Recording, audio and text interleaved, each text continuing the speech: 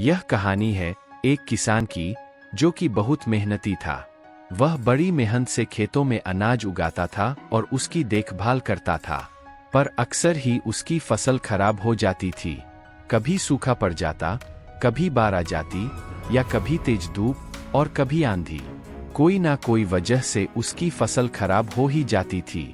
एक दिन किसान पेड़ के नीचे बैठकर अपनी बर्बाद हुई फसल को देख रहा था, और तभी वह गुस्से में आसमान की तरफ देखकर भगवान से कहता है कि मालिक, आपको सब बहुत महान मानते हैं और सबसे ज्यादा ज्ञानी मानते हैं। कहते हैं कि आप सब जानते हैं, लेकिन मुझे ऐसा लगता है कि आपको कुछ भी नहीं पता। मुझे यह लगता है कि आपको तो यह भी नहीं पता होगा कि फसल कैसे होती है। अगर आप यह जानते होते तो हर समय जो बाढ़, आंधी और तूफान आते हैं वह कभी नहीं आती। आप नहीं जानते कि कितना नुकसान उठाना पड़ता है हम किसानों को। अगर मेरे हाथ में शक्ति होती कि जैसा मैं चाहूं वैसा मौसम हो जाए, तो फिर आप देखना मैं फसल को कितने अच्छे तरीके से उगाता हूं। तभी उतने में ऊपर से एक आवाज आई, ले मैं तुझे यह ताकत देता हूं कि आज से तू जैसा चाहे वैसा मौसम करके अपने फसल को उगा सकता है और अपनी फसलों की हिफाजत कर सकता है।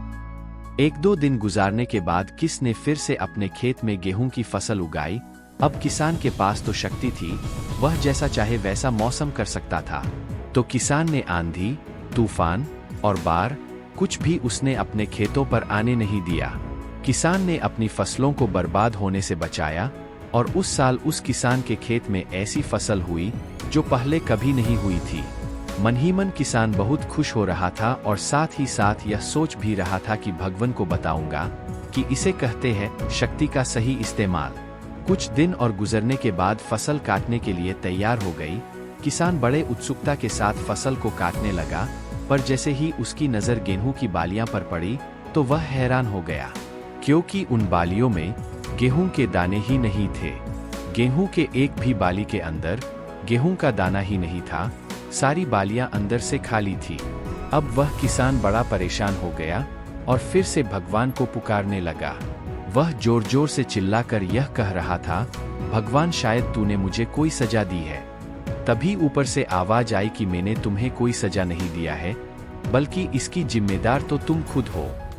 तुमने अपने पौधों को संघर्ष करने का मौका ही नहीं दिया।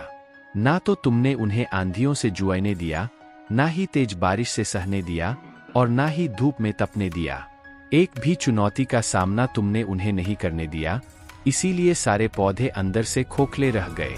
जब आंधी, तूफान, तेज बारिश और धूप पड़ती है, तभी यह पौधे संघर्ष करते हैं, और इसी संघर्ष से ताकत पैदा होती है, जिसमें पावर होता है, एनर्जी होती है, और इसी संघर्ष से गेहूं का दाना बनता है।